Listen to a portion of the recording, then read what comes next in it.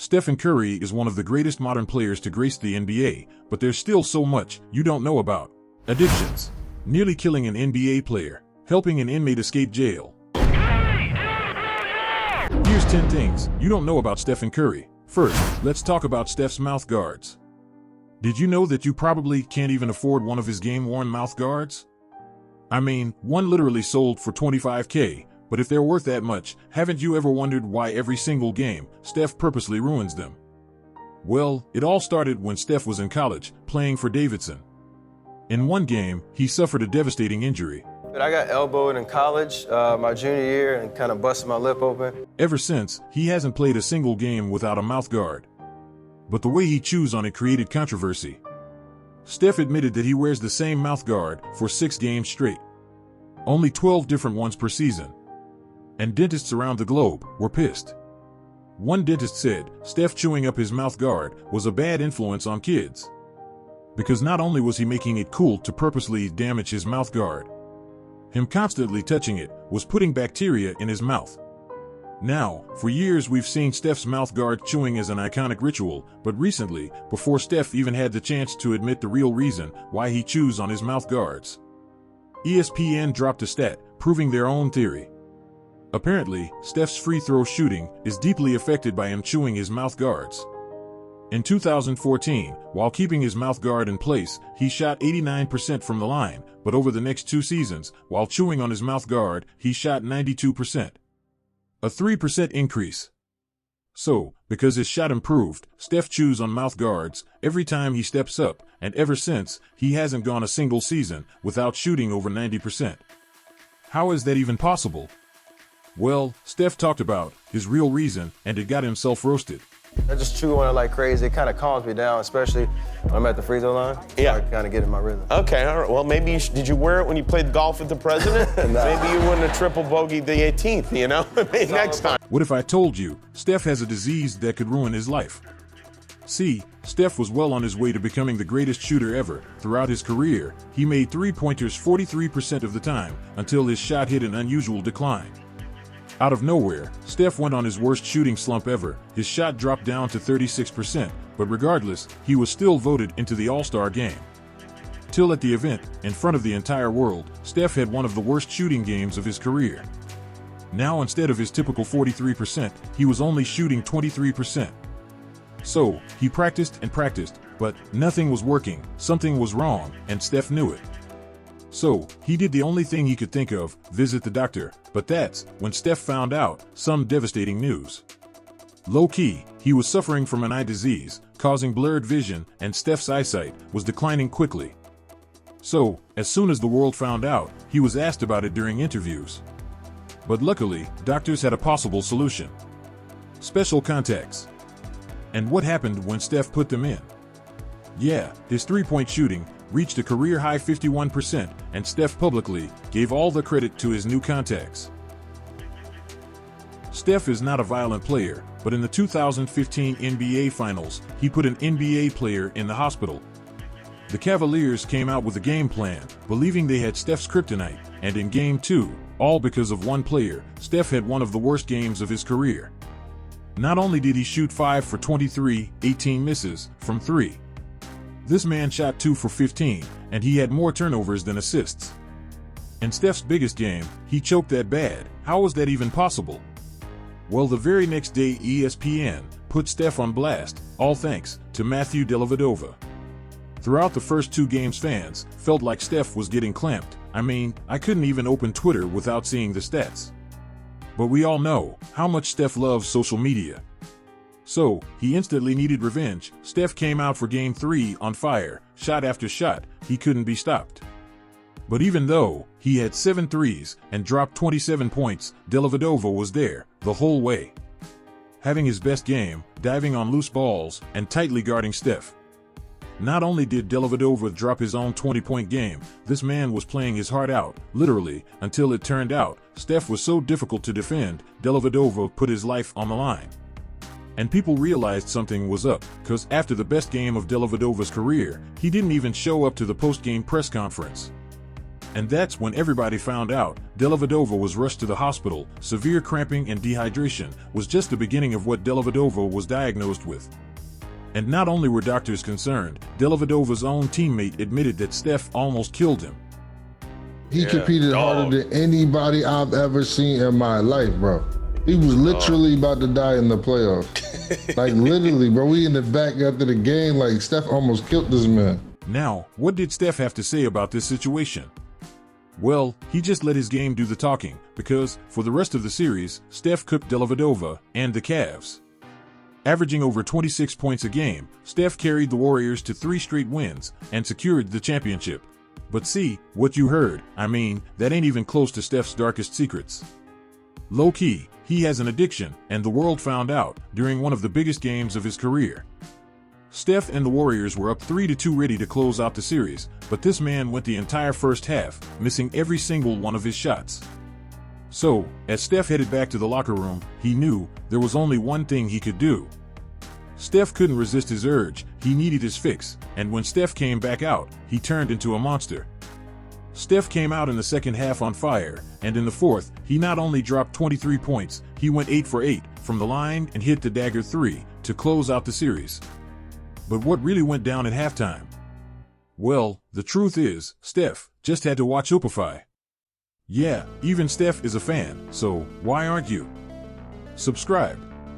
But, for real, he also just had to hop on Twitter.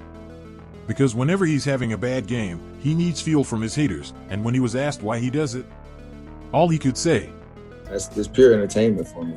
Did you know about the time Steph ruined the NBA? Once Steph won his first MVP and championship, the only thing he had left to chase was legendary status.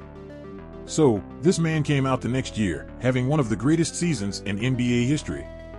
And you'd think that'd be a good thing, but it turned out he actually ruined NBA 2K. See, the game's developers have been creating a formula that rewarded players for good shot selection and punished players for bad shot selection. In the game, contested and extremely long-range shots were nearly impossible to make. But in real life, Steph was not only taking those shots, he was making those shots. So, 2K's engineers didn't know what to do. 'Cause Steph was so broken, he was basically a cheat code. How are we going to put this guy that shot 47% from the three-point line into this game without breaking the game? I remember And then, Steph was a cheat code that year. Kids want to duplicate it, so they're my career players. They all wanted to build Steph, and like that, it was kind of breaking that online experience of being able to play. So, to balance stuff among all the other players, 2K's developers had to completely re-engineer the game, just so Steph wasn't overpowered. Yeah, Steph became so unstoppable in real life, it literally changed the game, but at least he only ruined a game. Behind the scenes, Steph is secretly getting fined by his mom. Yeah, when Steph came into the NBA, he was already a solid shooter, playmaker, and defender.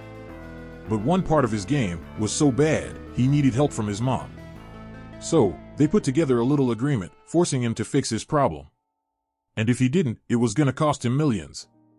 At the time, Steph was averaging over 3 turnovers per game, so they agreed that, if Steph had more than 3 in a game, he had to pay his mom $100 for every turnover. Now, at first, he was only throwing her a couple hundred. But eventually, it turned into thousands, and by the end of the season, Steph gave the ball away so much, he paid his mom over $7K.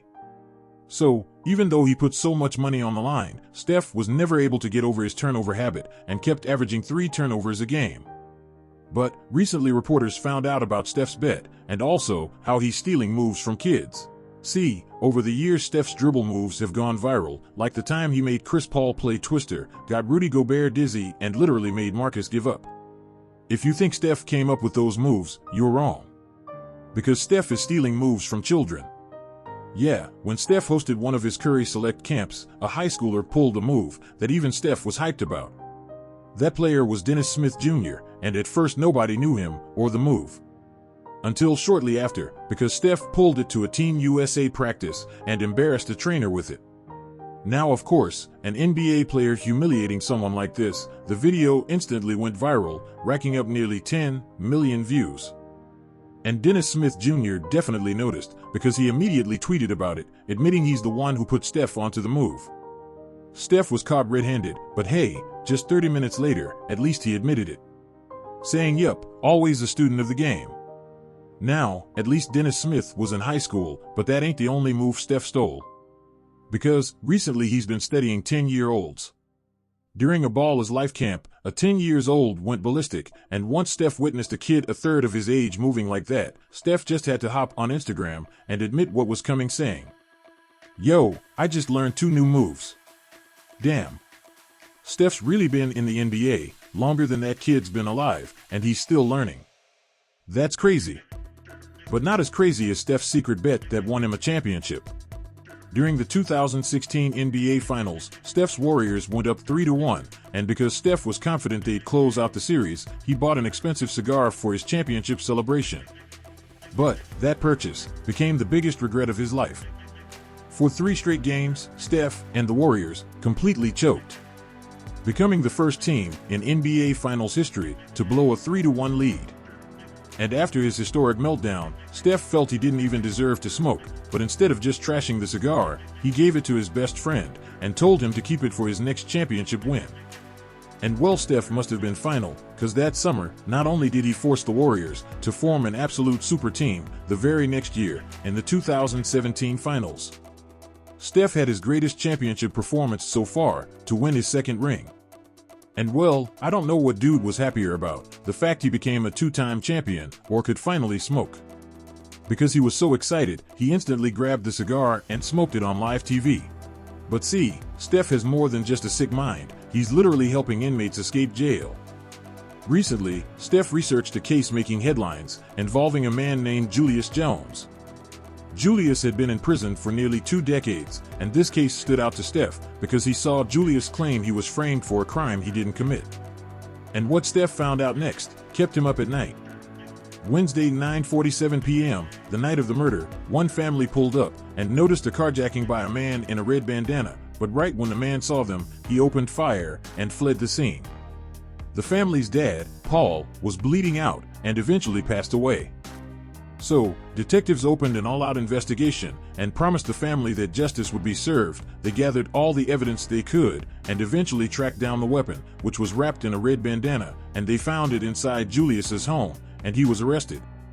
At trial, Julius and his family claimed it was impossible for him to be the murderer, that Julius was home with them that night, and he didn't match the description of the killer. But it didn't matter what they claimed, he was found guilty of first-degree murder, conspiracy to commit robbery, and was sentenced to 30 years in prison. But that ain't even the worst of it all. Steph heard that Julius was also sentenced to execution, and Steph felt there was no way he could live with himself if he didn't at least try to help. Steph found a way to call Julius to find out the truth, and once Steph heard his side of the story, Steph told him he'd stay on board and fight for him. And instantly after, Steph publicly posted his support. My friend Julius, the whole family, I pray that justice is served for our brother. Steph went as far as getting all of his Warriors teammates to meet Julius's family, but nothing was more important than what Steph did next, because he raised so much awareness towards the case. People all over the world began showing their own support. Now everybody was wondering why Steph was so passionate about this one case. And well, This is the right thing to do. It's an important opportunity to change someone's life that deserves an opportunity to be free. And now, you'd think with Steph being an NBA player he'd only have an impact on a basketball court, not actual court, but on the day that Julius's execution was scheduled, because of all the attention and support that Steph raised, the execution was called off. Steph single-handedly saved this man's life, but to Steph, it's just another day, because secretly he's also been changing the world. In 2019, Steph realized how blessed he was and didn't want to take his platform for granted. Deep down, Steph not only wanted to give back, he wanted to change lives. And that's why he started the Eat, Learn, Play Foundation. Up to this point, Steph started this with 3 goals in mind. 1. To provide all kids with quality education. 2. Create safe places for kids to be active. And 3. End childhood hunger. And well, these goals completely changed Oakland, California. Throughout the area, Steph's foundation collabed with school districts and food banks to improve the lives of low-income families. The foundation's been able to donate 15 million meals to tens of thousands of families, and in addition, Steph's foundation also helped out during the holidays, and as time goes on, he's only donating more. And in my eyes, none of Steph's MVPs or championships top that incredible accomplishment.